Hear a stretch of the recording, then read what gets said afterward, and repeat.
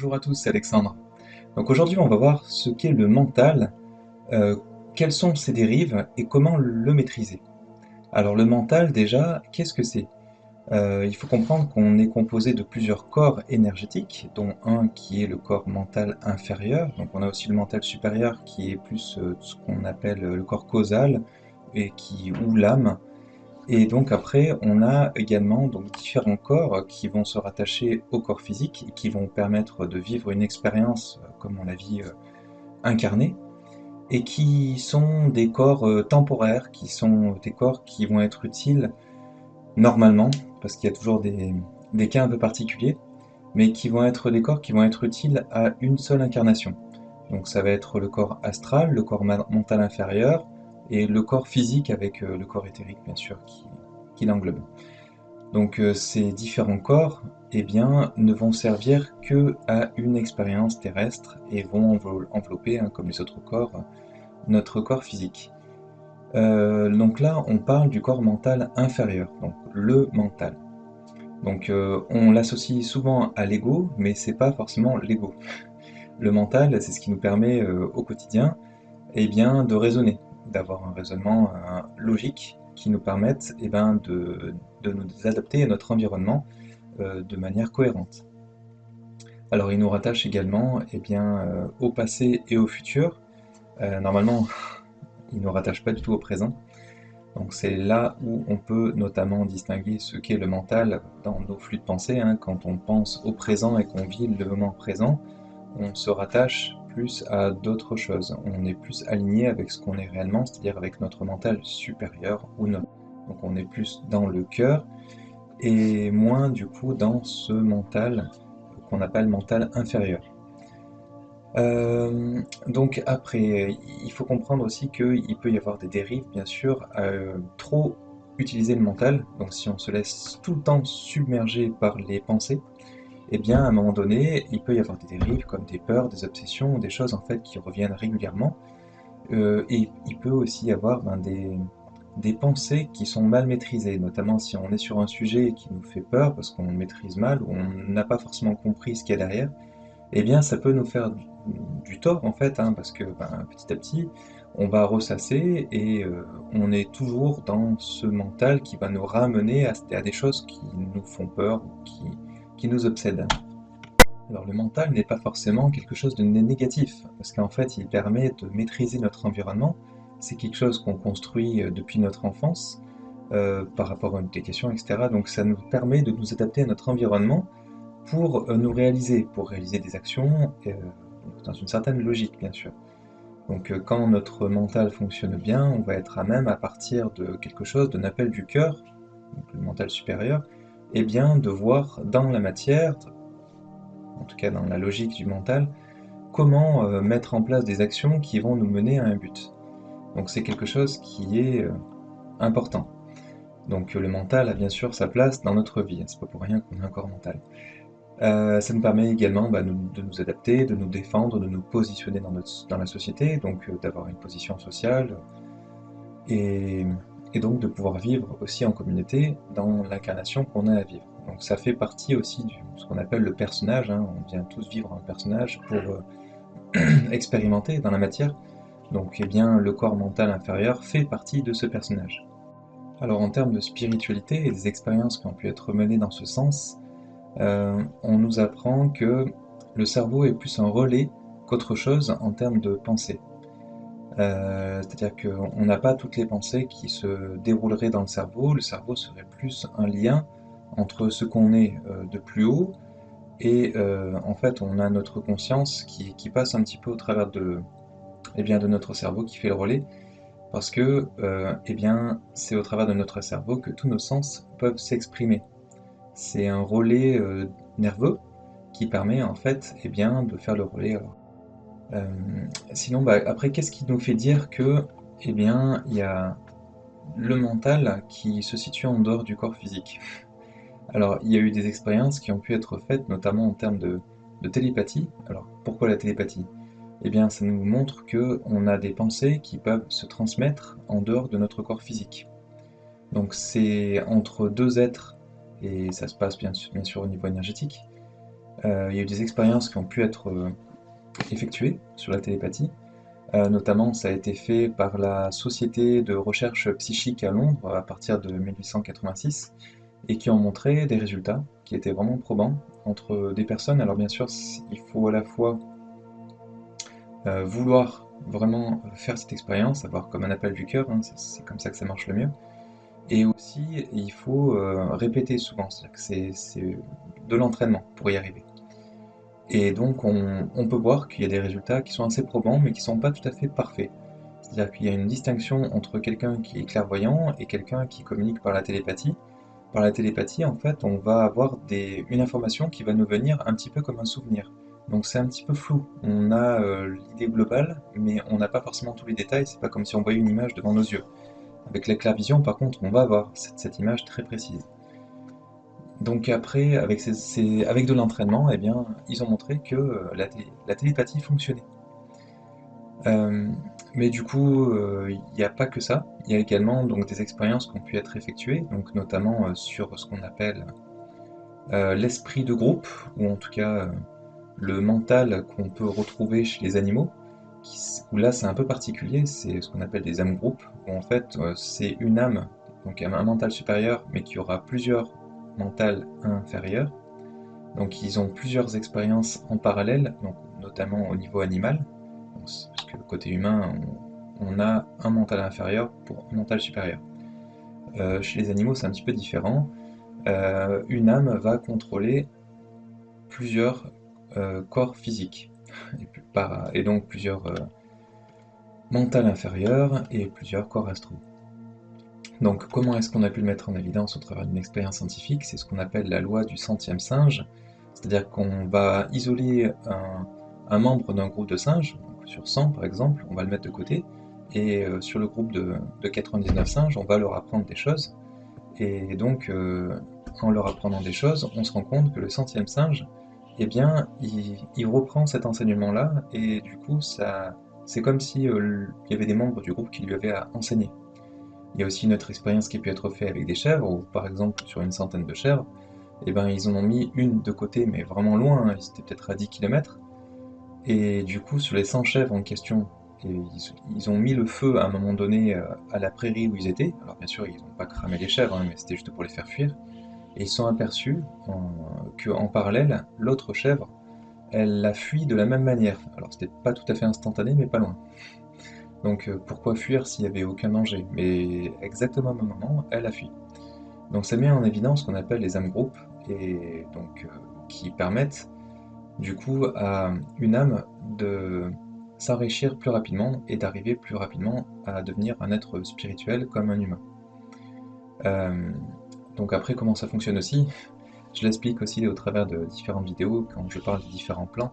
Ça va servir notamment s'il y a un individu qui doit mourir, eh bien il va rapporter son expérience à l'âme et donner l'enseignement de son décès qui va pouvoir servir en fait aux autres êtres. Donc de ce que j'en comprends et dans les explications qu'on en a, ces âmes groupes existent aussi au niveau minéral et au niveau végétal. C'est vraiment quand on commence à devenir un être spirituel qu'on n'est plus des âmes groupes, on a une âme pour un corps. Donc on a vu aussi au niveau humain des corps physiques qui ont été eh bien, endommagés très fortement au niveau de la boîte crânienne. On a vu que il y a des êtres qui ont pu vivre, alors plus ou moins de manière handicapée quand même, hein, mais qui avaient donc une ablation du cerveau. Et à chaque fois, bien, si on prend différents cas, c'était toujours des niveaux de cerveau qui étaient différents, mais ça ne les a pas empêchés à un moment donné de vivre à peu près correctement, avec plus ou moins de handicap, bien sûr. Mais ça laisse entendre en tout cas qu'il n'y a pas une partie du cerveau qui nous rattache à notre expérience physique. Alors bien sûr, si on enlève tout le cerveau, on meurt, mais ça veut dire qu'il n'y a pas une partie du cerveau spécifique qui ferait qu'on serait en vie ou non. Donc ça laisse entendre qu'on peut vivre avec qu'une partie du cerveau, et donc comment dire, que le mental eh bien, continue de fonctionner, que la conscience continue d'être là, même avec les différentes parties du cerveau en moins. Je sais pas si vous me suivez, mais ça veut dire que le mental persiste et notre conscience aussi, euh, même s'il y a une partie du cerveau, même si selon le cas d'expérience qu'on a pu connaître, on aura cette partie du cerveau-là en moins ou non. Donc ça s'est souvent vu ça au niveau des chirurgies esthétiques, où ils ont dû justement masquer différentes parties de la boîte crânienne qui manquaient. On a vu des enfants qui sont pris des coups de fusil à pompe ou des choses comme ça, où ça leur a arraché la moitié de la boîte crânienne, et qui étaient encore vivants, qui étaient encore conscients, ils arrivaient encore à se déplacer, à se mouvoir. Alors ils avaient un peu du mal à contrôler une partie de leur corps, je crois que c'était une hémiplégie partielle, je sais pas comment on appelle ça, c'est quand on a la moitié du corps qui ne répond que peu ou pas très bien, mais ils arrivaient à avoir un raisonnement, ils arrivaient à vivre, à se déplacer du coup, même si c'était un peu handicapé. Voilà, bon, c'était pour un partage d'expérience par rapport en tout cas au fait que le mental n'est pas forcément rattaché à la boîte crânienne, ou il y est rattaché en tout cas à la boîte crânienne, mais par rapport à des échanges énergétiques. Alors le mental, on peut le distinguer parce qu'en fait il peut être à la fois conscient et inconscient. Donc conscient, ça va être lorsqu'on est conscient des idées qui vont émerger en nous. On va savoir que ces idées viennent de nous, enfin, qu'on les construit et qu'on en a besoin directement. Un, un mental inconscient, eh bien, ça va être lorsqu'on se laisse entraîner par ses pensées, par on est dans un état un petit peu comme de sommeil ou de rêve, et, et du coup, il y a aussi une autre distinction qui se fait au niveau du mental, c'est-à-dire qu'il peut être à la fois maîtrisé, enfin, il peut être soit maîtrisé, pardon, soit non maîtrisé. Donc maîtrisé, c'est-à-dire que quand on va raisonner, faire appel à la logique, par exemple quand on fait des mathématiques, et non maîtrisé, ça va être, eh bien, lorsqu'on se laisse entraîner par des envies, des peurs, des pulsions, de la part de ses pensées, hein, et qui nous ramènent très souvent au passé ou dans l'avenir. Donc c'est notamment au travers du mental que souvent on peut être dans des fausses croyances ou dans des illusions. Pourquoi? C'est bien tout simplement parce que dans le mental inférieur, eh bien on est très souvent orienté dans nos choix, dans ce qu'on nous montre, donc dans notre environnement. Donc suivant l'environnement qu'on nous met sous les yeux, s'il est maîtrisé, notamment comme on le voit dans le cadre scolaire ou dans nos sociétés modernes, eh bien, notre pensée mentale est canalisée. Et ça nous fait arriver là où, par exemple, la société veut qu'on aille. Donc, en fait, c'est là où il y a des illusions, ce qu'on appelle des illusions, qui peuvent nous entraîner à ensuite mener des choix logiques par rapport à notre environnement qui nous a été inculqué, ou notre position sociale, pour arriver à l'endroit où, par exemple, la société veut qu'on aille. Donc c'est là où il peut y avoir des illusions qui nous sont eh bien, inculquées, ou en tout cas qu'on nous fait intégrer, pour que, eh bien, à chaque fois qu'on aura des décisions à prendre, on les prenne dans le sens qui va arranger eh bien, par exemple, un modèle de société. Donc le mental, c'est souvent ce qui nous ramène tout le temps des idées. Alors on s'en aperçoit souvent quand on perd quelqu'un, en fait, quand on perd un être cher. Pendant les premiers temps, on va vraiment avoir le souvenir de la personne qui va revenir en continu, en boucle. Alors ça va nous faire du mal, ça nous permet aussi d'évacuer un petit peu, c'est-à-dire de se faire à cette idée-là. Mais c'est pas forcément pour les décès, ça peut être n'importe quoi, hein, mais c'est souvent des idées qui nous reviennent, qui ressassent et qui nous ramènent, qui peuvent en tout cas nous ramener à des souffrances ou à du malheur. Donc le mental est difficile à maîtriser, et il est normalement impossible à arrêter, ou en tout cas vraiment dans le temps sur une vie. On en a besoin, hein, c'est pas quelque chose d'inutile, c'est quelque chose qui nous permet d'interpréter des situations par rapport à notre réalité, par rapport à ce qu'on en connaît de notre incarnation, et de s'adapter pour savoir anticiper des actions, ou ça peut être aussi pour comprendre, pour s'adapter, se protéger. Alors on le voit aussi, hein, il peut y avoir des dérives au mental. Lorsque notamment il n'y a pas de maîtrise du tout du mental et que justement eh bien, on arrive justement dans ce type de dérive, donc on peut avoir effectivement une personne qui est agitée, qui est instable, qui a des fois des pensées autonomes, qui peut avoir des troubles. Ça peut être des troubles de la personnalité d'ailleurs, ça peut être des préjugés aussi, hein. Souvent les préjugés sont liés au mental. Donc c'est souvent des choses qui nous viennent de la société ou des choses qui nous ont été inculquées. Ça peut être un aveuglement, des passions, ça peut être aussi tout simplement l'absence de la maîtrise du mental. Alors dans les risques, il y a aussi le fait de servir trop l'ego. C'est-à-dire qu'on a tous un ego, mais le fait en fait d'utiliser notre mental et de se placer à un moment donné trop au centre du monde, vraiment d'alimenter le fait qu'on soit le plus beau, le meilleur, etc., eh bien ça alimente notre ego, et du coup l'ego se sert beaucoup du mental pour ceci.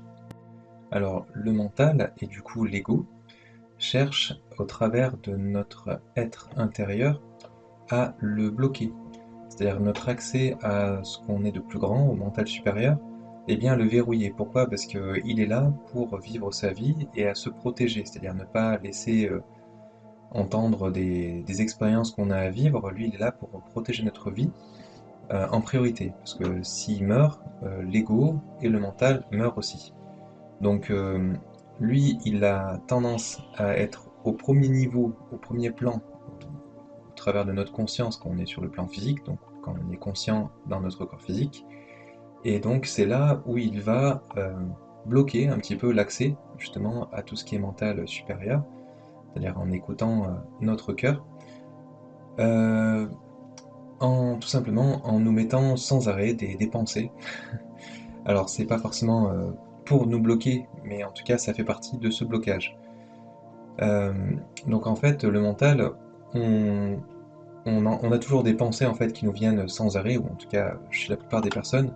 Les personnes qui en ont peut-être le moins, c'est celles qui font souvent un travail sur elles-mêmes, où en fait, à force de faire par exemple de la méditation, et avec des méditations où on chasse le mental pour eh bien, prendre l'habitude de ne plus être tout le temps influencé par son mental, et laisser la place justement à son intuition, à son cœur, à son mental supérieur, eh bien, on est systématiquement plongé dans ce système du mental, et qui peut alimenter l'ego lorsqu'on est dans des systèmes de pensée un petit peu binaires, où on est dans le bien, le mal, le vrai, le faux, l'ennemi, l'allié, tout ce qui est utile, tout ce qui est dangereux, enfin, etc. Tout ça, ce sont des choses qui nous cloisonnent, qui nous mettent le mental au service de l'ego, et l'ego qui veut nous bloquer un petit peu l'accès justement à cette ouverture du cœur, le fait qu'on soit pas un ego justement, mais qu'on soit un ensemble quelque part, eh bien ça c'est quelque chose qui lui est très difficile d'accepter. Donc c'est comme ça que pour nous garder justement dans ce mental inférieur et dans cet ego, souvent eh bien on a un regard conditionné sur les choses, des a priori, des fausses pensées, des, des analyses qui sont un peu simplistes, et puis même ça nous fait nous mentir à nous-mêmes, eh bien pour rester dans notre mental, dans notre ego.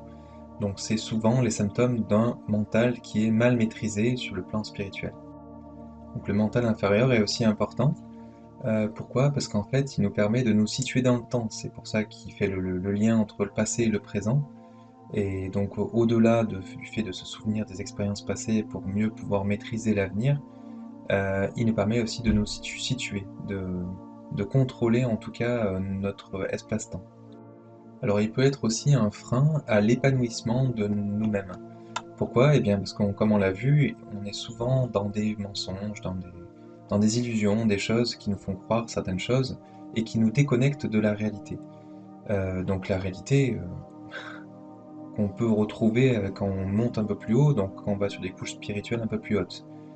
Donc eh bien ce flux de bavardage incessant qu'on a et tous ces commentaires qu'on peut avoir, des préjugés, etc., eh bien ce sont des choses qui nous conduisent à être dans un certain niveau de fatigue et qui peuvent nous amener aussi à la souffrance, parce que ça nous amène aussi potentiellement à des dérives comme on a pu le voir. Donc le fait de se libérer de ce mental, eh bien, va nous permettre d'accéder à la réalité, à des vérités. C'est pour ça que donc la connaissance de soi est donc la clé, de savoir qui on est réellement et de ce qu'est le mental et l'ego. Donc c'est pour ça qu'il faut savoir prendre du recul sur soi-même, sans rejeter ce qu'on est. On est ce qu'on est, on est là pour vivre ce qu'on a à vivre, tout ça est normal, hein, on est comme tout un chacun, mais ça n'empêche pas de savoir en conscience qui on est vraiment et d'essayer de se rattacher à qui on est vraiment pour vivre une vie meilleure, être dans la maîtrise du mental. Donc le mental nous amène des fois sur des fausses pistes, et ben c'est comme ça, on le nie pas, parfois on en souffre pour des fausses raisons, ben on l'accepte. Euh, et donc bah, des fois voilà, on a des fausses idées, on se fait des fausses idées, on se ment à soi-même, bah, voilà, il faut savoir le reconnaître, c'est comme ça. Donc le but c'est d'arriver à un calme mental, si on peut, qui, donc au travers de la méditation, hein, qui notamment, il y a d'autres techniques, mais qui vont permettre l'accès à une vision plus profonde des choses en passant par le mental supérieur. Donc c'est notamment au travers de méditations où on va se concentrer, mettre notre conscience sur notre respiration et en faisant en sorte de ne plus être lié au mental, c'est-à-dire que si on voit qu'il y a des nouvelles pensées qui reviennent, eh bien on va les chasser, on se dit on verra ça plus tard, on prend un temps pour nous, on fait une méditation, eh bien à force de faire ceci, on va maîtriser le mental et nos pensées qui sont incessantes, et donc après on sera de plus en plus à même de se connecter avec notre cœur à notre mental supérieur et donc potentiellement bah, justement pouvoir écouter des informations de son intuition et de ses guides. Donc autre chose, c'est au travers de la pensée qu'on va construire les choses. Donc si dans notre pensée on se focalise, donc notre conscience sur le mental inférieur, donc ce qu'on appelle le mental, eh bien on va construire notre vie et ce qui nous entoure, enfin, on va concevoir et co-construire certaines choses, mais au travers des illusions, des croyances, etc. Donc c'est pour ça qu'il est important de revenir à ce que l'on est réellement, à notre cœur, pour construire et co-construire des choses, mais qui sont plus en lien avec le cœur. C'est notamment pour ça qu'on arrive dans des guerres, des choses comme ça. C'est tout simplement parce qu'en fait on raisonne et on place toute notre conscience dans notre mental inférieur. Donc avec la maîtrise du mental, eh bien, on pourra sélectionner les idées qui nous viennent et nos pensées pour que on ne retienne que celles qui vibrent avec notre cœur. C'est-à-dire que le mental inférieur, le but c'est pas de l'étouffer, c'est juste qu'il soit aligné avec ce qu'on est vraiment. Donc ça c'est un travail à faire, hein. Je vais vous donner notamment l'exercice de méditation dont je vous ai parlé, ça fait partie du travail qu'on peut faire sur soi-même pour justement y parvenir. Il y a d'autres petits exercices après qu'on peut faire, hein, pour y parvenir. Ça nous permet également, cette maîtrise du mental, eh bien, de vivre dans l'instant présent, c'est-à-dire vraiment de revenir sur des bonheurs simples. On voit bien que dans notre vie de tous les jours, si on ne fait pas attention, eh bien, on passe à côté de plein de petits bonheurs qui nous semblent eh bien, hors de portée, mais en fait, on peut très bien retrouver, tout simplement parce qu'on arrive dans des habitudes. Donc le fait de manger, etc., ou de partager un moment, de discuter, etc., ce sont plein de petits bonheurs, en fait, et bien que parfois on va mettre de côté parce que dans notre mental, eh bien, on est en train de penser à l'avenir, il faut vite qu'on fasse ci, vite qu'on fasse ça, pour se libérer du temps, pour faire ci, pour faire ça, et on ne vit plus. Et donc après, du coup, on n'est plus du tout dans une forme de bonheur et on ne vit plus l'instant présent. Alors dans les exercices réguliers à faire pour maîtriser notre mental, donc il y a le principe de méditation dont j'ai parlé tout à l'heure, il y a aussi eh bien, le fait de prendre un temps pour soi, un peu comme une méditation en fait, mais seulement là on ne va pas bloquer nos pensées. On va se positionner en tant qu'observateur, en se disant bien en conscience que nos pensées qui nous viennent, ça vient de notre mental inférieur, que ce n'est pas nous, ce qu'on est réellement. Et donc, eh bien, après, on va écouter tout simplement pendant à peu près 5 minutes toutes les pensées qui nous viennent et se dire que toutes ces pensées, c'est notre mental inférieur. Et donc après, dans notre quotidien, quand on aura à force de faire cet exercice, hein, quand on aura des pensées qui vont nous venir du mental inférieur, on se dira eh bien, que ce n'est pas vraiment nous qui pensons ça, c'est notre mental inférieur qui est en train de tourner en boucle et de nous envoyer des informations. Ça nous permet de faire justement le distinguo. Donc après, on peut également eh bien, focaliser notre attention et notre conscience.